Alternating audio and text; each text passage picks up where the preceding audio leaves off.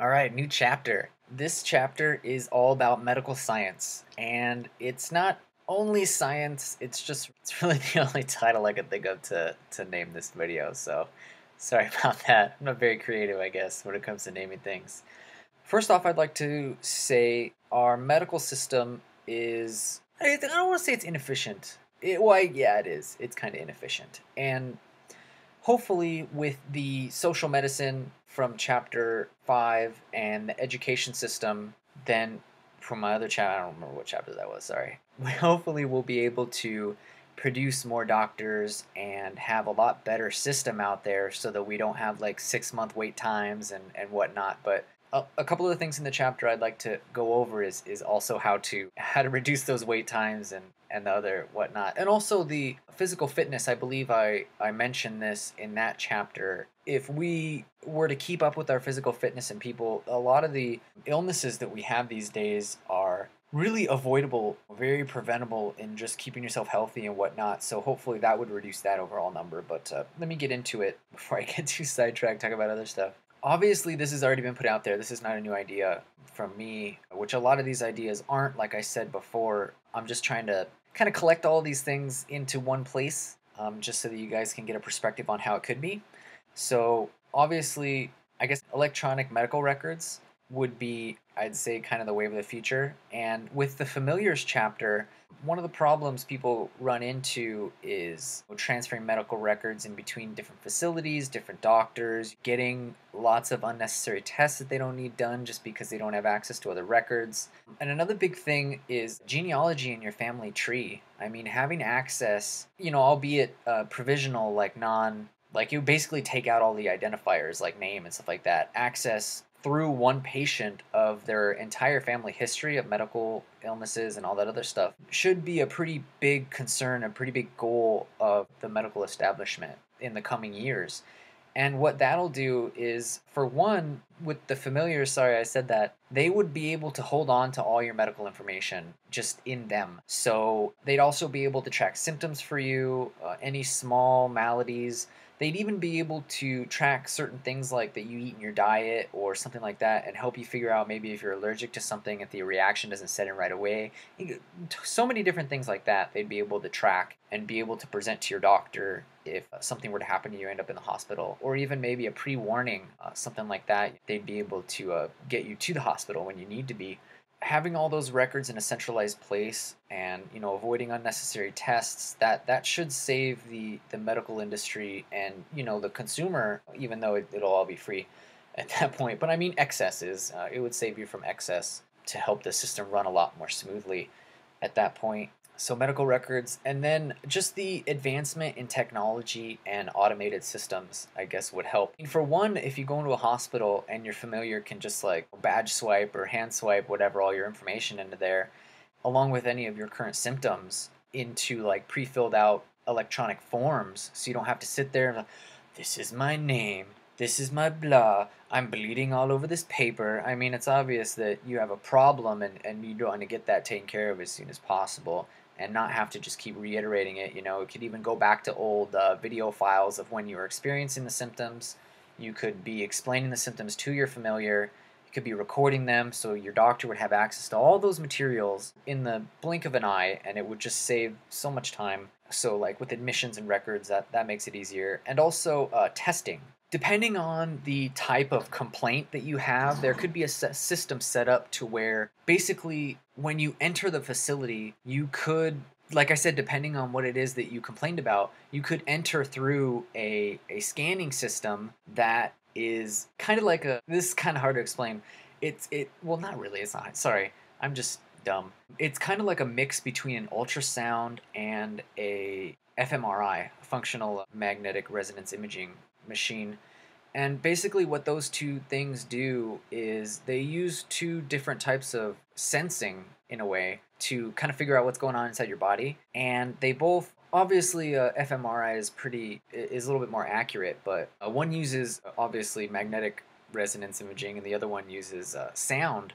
But if you were able to develop a machine that could actually combine those two different forms of sensing and integrate the data together to form a functional image, and you can make it so available to where it's basically always on. You basically would just, you're familiar with like swipe your ID at the front and you could just walk through it. And by the time at the end, it would have functional information about heartbeat processes that were going on, limb, joint movements, anything involved in when you're walking, breathing, synaptic activity, over the course of like you walking through this machine. And then the doctor would have access to that to see. Or, I mean, there would also be something that you could just be placed like in a chair and be put into it, and then on the other side of it you can get out of the chair if something happened to your legs or something like that, or if you're wheelchair bound. If you were able to develop a system like that and keep those scans on file, I think one of the major problems with systems today is it's really just a matter of not really collecting the data, but interpreting the data and giving it back to the doctors so that they can interpret it. So it would basically take pre-existing data from other scans and like basic knowledge of human anatomy, whether you're male, female, whatever, any of that kind of information, previous medical history, breaks, sprains, whatever, all into account and interpret the data just for you, so it would be able to bring up a more functional image of the way your body's operating at the time. And also, because it's not X-ray, it's just sound and basically electromagnetic waves, it's completely uninvasive and not harmful to you in any way. So you can stay in this machine for as long as you need. You can perform different actions. When you get an X-ray, they're like, oh, close, open your hands, do this, say this something if something's hurting your throat, or stretch this way or this way. So, and it can actually not only, because a lot of times when you do fMRIs or anything like that, you can test people's cognitive functions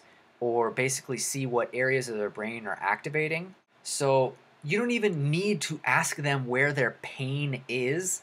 If you were just to have them walk through this thing and their knee hurt, you'd be able to pick up on that pain center in their brain just by looking at the scans, and it'll be able to interpret that data with current knowledge of the brain anatomy and systems of the brain and how it functions and how signals are sent and whatnot. So I really think a machine like this is something that we should shoot for, something that we should try to develop, and I think it would really help the medical system in its entirety. Besides that, my fanciful, probably science fiction medical device that doesn't exist. I also think there should be kind of like a fluids withdrawal section. So depending on what, like let's say nothing's wrong with you and you just go in for like a monthly checkup. Let's say we made it so fucking efficient that everyone can go in once a month just to check up, see how it's going, get a new scan, see what's going on.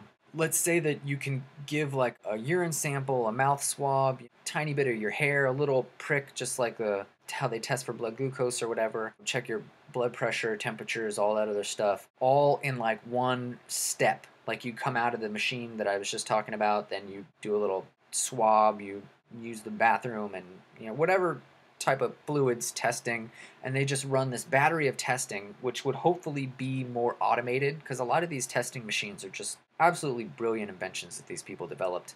And one of the problems is just availability of them. The locations of the lab, sometimes they have to send off for test results, sometimes this, sometimes that. But I mean, if you had more funding, aka, social medicine, and more availability of funds to put into there, since this is a society and we're trying to benefit them, hopefully at some point we'd reach the point where we'd be able to do such things like this. They'd have more equipment and make testing a lot faster. You'd be able to break stuff down, replicate it, test it in every way imaginable for just about anything. And not only that, but you would have all these tests and all this data put into your record just so that you can trends of how certain foods affect your cholesterol, blah blah blah, all this other stuff, and it can lead back into the fitness chapter. You can use that to help out your diet, all sorts of things that could be accomplished with a system like this. So there's so many possibilities to medical advancement, but there still begs the question of all the diagnostic materials and all this and all that, and there's still really the meat and potatoes of the medical industry, and that is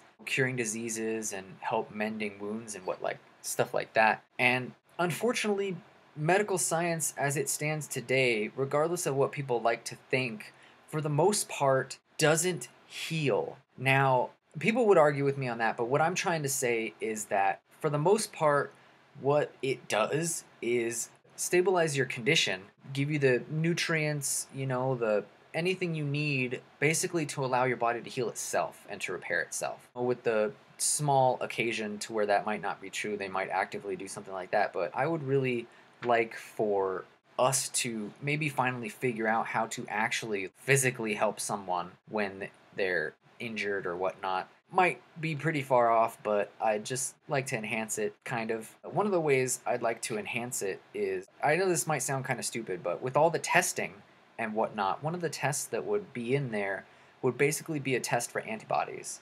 When our immune system encounters infections of any kind, it basically keeps a genetic record of it so that if we ever encounter it again, we can fight it off better. We can produce better, more effective antibodies. That's basically how our immune system works and how vaccinations work. What the vaccinations try to do is take a dead or inert version of the virus and inject it in you so that your body can attack it and then basically accumulate the data on how they would fight it if it was active. If you were to encounter an active form of the virus or whatever, then you'd have better chances. You basically have the data to be able to fight it off. One thing that I would like to see happen that I think would a little bit more actively pursue the healing process, not really, but when you come in once a month or once every quarter or whatever, every 6 months, every half a year, annually, you'd be taking a blood test, and then besides the testing, what it would do is isolate all those antibodies and all that genetic information, and hopefully, maybe, I know this is probably way beyond my realm of understanding, but hopefully one day we'll be able to figure out how to code how those viruses affect us and how our antibodies defend them, and possibly replicate that into a type of antibody like information transfer that doesn't involve putting a dead form of the virus in your body. That might be kind of difficult because, for one, I have absolutely no idea what I'm talking about, but it's honestly something to think about. But when a baby is born and a mother breastfeeds it, as far as I know, the breast milk contains the antibody information and antibodies, basically giving it to the child. And if we can figure out a way to do that for everyone, what we would do is we would take in all the germ virus fighting information from everyone in the entire world and then be able to give them like a concoction of all the data of how to fight all of that. So what you're doing is you're basically curing the common cold.